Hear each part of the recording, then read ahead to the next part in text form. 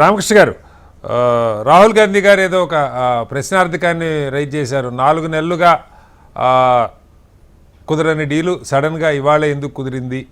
అదానీ గారి మీద అమెరికాలో ఉన్న కేసులు మోడీ గారి మీద, ప్రధాని మీద ఒత్తిడిని పెంచాయి. అలాగే ఇవాళ ట్రేడ్లో కూడా మనం చూస్తే అన్నిటికంటే హైయెస్ట్ అదానీ పోర్ట్ షేర్లు 9.12% పెరిగినాయి.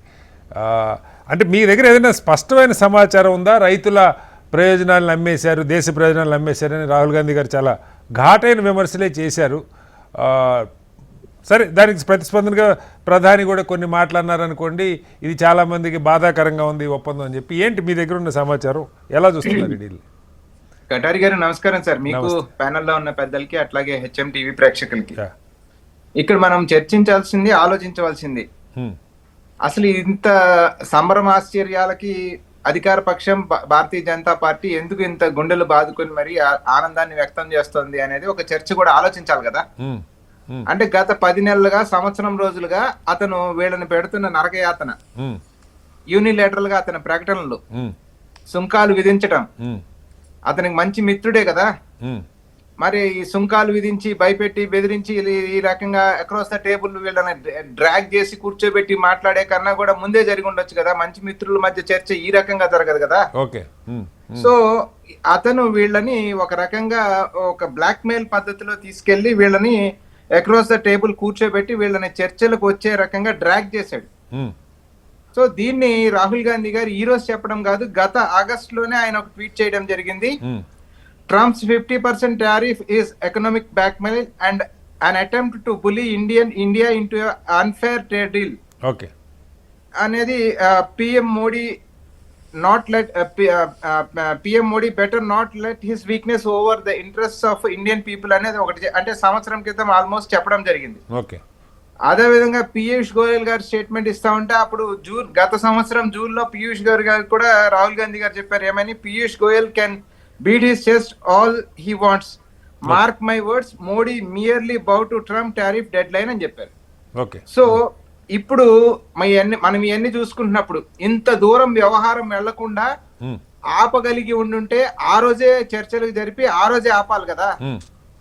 సో ఇవాళ యూనిలేటరల్ గా ట్రంప్ ఏం చెప్తా ఉన్నాడు, రష్యా ఆయిల్ కొనటం ఇండియా ఆపేసింది. నెల క్రితం ఏం చెప్పాడు, తగ్గించింది. కాబట్టి అతను నాతో వచ్చే మాట్లాడడానికి కూడా, sir can I talk to you అనే, can I please talk to you అనేది ఫోన్ కాల్ ద్వారా అడిగాడు. నేను అతనితో చర్చలు జరిపాను. Because Russian purchases, crude oil purchases తగ్గించారు కాబట్టి.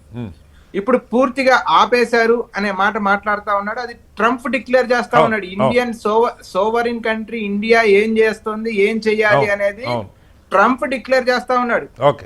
మోర్ ఓవర్ వ్యవసాయ ఉత్పత్తులకు సంబంధించి ఆయన ట్వీట్ లో మెన్షన్ చేశారు.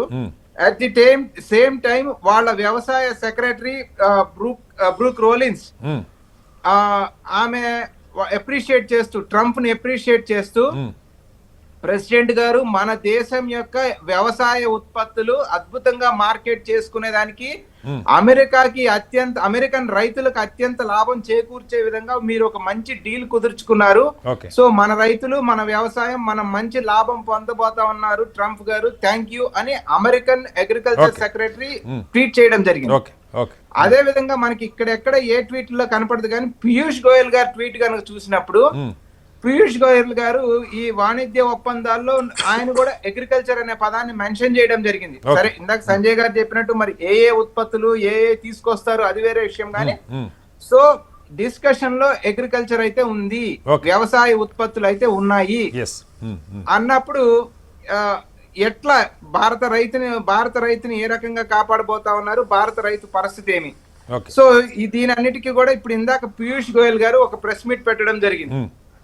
ఆయన 20 నిమిషాల ప్రెస్ మీట్ లో మా ఉద్దేశం అంతా కూడా భారత రైతును కాపాడటమే, మా ఉద్దేశం అంతా కూడా ఇక్కడ పశు సంవర్ధక శాఖ, ఇక్కడ డైరీనే కీలకంగా చర్చకు వస్తుంది, డైరీ ఉత్పత్తుల్ని వీటిని కాపాడటమే, మేము ఎవరికి నష్టం జరగనివ్వం, ఈ భాష అంతా మాట్లాడుతూ ఉన్నారు. సో మీరు ఈ భాష అంతా మాట్లాడుతూ ఉన్నారు అన్నప్పుడు డెఫినెట్ గా అవి అక్కడ చర్చల్లో ఉన్నాయి.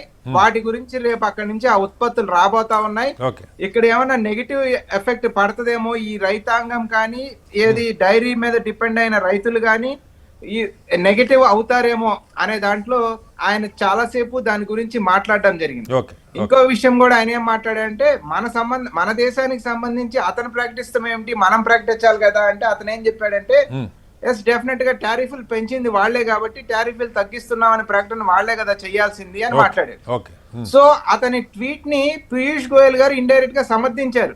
ఓకే ఓకే సో ప్రకటన అతనే కదా చెయ్యాలి అన్నప్పుడు అతని ప్రకటనలో ఉన్న సారా అంటే రష్యా నుంచి మనం ఆయిల్ కొంటామో లేదో కూడా వాళ్ళే ప్రకటిస్తారా సార్? ఆ ప్రకటించిన దాన్ని ఇప్పుడు అతని ప్రకటన కాదు సార్, ప్రకటన అతనే కదా చెయ్యాలి అన్నప్పుడు ఓకే ఆ ప్రకటన మొత్తాన్ని ఇంకా మనం సమర్థించినట్టే కదా. ఓకే ఓకే ఓకే సో చెప్పకనే మేము మా శిరస్సు ట్రంప్ దగ్గర ఉంచాము అనే పదాన్ని పీయూష్ గోయల్ గారు అక్కడ మనకి క్లియర్ గా చెప్పారు అనేది మనం అర్థం చేసుకోవాలి సార్. Right sir. ఇవాళ పరిస్థితి ఎట్లా ఉంది, చైనాతో మన ట్రేడ్ డెఫిసిట్ ఎంత ఘోరంగా పెరిగిపోయింది. ఇవాళ అమెరికన్ ఉత్పత్తులు మళ్ళీ తీసుకురావడానికి ఇబ్బడి ముబ్బడిగా తేవడానికి $500 బిలియన్ దిగుమతి చేసుకోవడానికి అది within an year over a period of time whatever it is దిగుమతులకి మనం యూజువల్ గా కాదు సార్, ఎప్పుడైనా ఈ భాష మరి ఇప్పుడు ఇందాక సంజయ్ గారు చెప్పారు యూజువల్ గా ఈ ఫిగర్స్ అన్ని కూడా సంవత్సరానికే ఉంటాయి. కాకపోతే అక్కడ పర్చేజ్ అని పెట్టారన్నారు, స్పష్టత లేదు దానిలో కూడా, అది ఏంటన్నది స్పష్టత లేదు. బట్ స్టిల్ మనం ఆ వస్తువులను కొనడానికి బార్ల వాకిళ్లు తెరిచిపెట్టాం. తెరిచిపెట్టిన తర్వాత ఒక పక్క నుంచి నరేంద్ర మోడీ గారేమో మీ ఇంట్లో మీ పూజ గదిలో మీ నుదుటిని పెట్టుకునే కుంకంతో సహా మనకి చైనా నుంచి ఇంపోర్ట్ అవుతున్నాయి, మేక్ ఇన్ ఇండియా లాంటివి మనం అభివృద్ధి చేయాలి, మనం ఎంఎస్ఎంఈలు కాపాడుకోవాలని ప్రకటనలు వస్తాయి. ఇంపోర్ట్స్ కి సంబంధించి ట్రేడ్ డీల్ వాళ్ళకేమో 0%, మనకేమో 18%. సో అంటే మనల్ని చర్చలకి అతను లాగిన తర్వాత అతను లబ్ధి కోసం అతను చూసుకుంటాడా, మనకి లాభాన్ని ఇచ్చే ప్రక్రియ చేస్తాడా అనేది చిన్న క్వశ్చన్ మార్క్. తర్వాత ఇంకొక విషయం సార్, నోబెల్ శాంతి బహుమతి అతనికి శాంతి బహుమతిని కూడా ఇవ్వాలని మోడీ గారు కితాబ్ ఇచ్చినప్పుడు ఒక పక్కనేమో వెనిజులాపై గుత్తాధిపత్యం అక్కడ అధ్యక్షుని ఎత్తుకెళ్లిపోయి వెనిజులా క్రూడ్ ఆయిల్ వాళ్ళు అమ్ముతానంటే అటువంటి పరిస్థితుల్లో వాళ్ళ ట్వీట్ లో మెన్షన్ చేసిన తర్వాత కూడా పక్క దేశంపై ఆధిపత్యం చలాయిస్తున్న వ్యక్తికి నోబెల్ శాంతి బహుమతిని ఇవ్వాలి అని ఈ మిత్రుడు సందేశాన్ని పంపించడం. సో అక్కడ మనం ఎంత మళ్ళీ శిరస్సు వంచాము అనేది కూడా మనం అర్థం చేసుకోవాలి.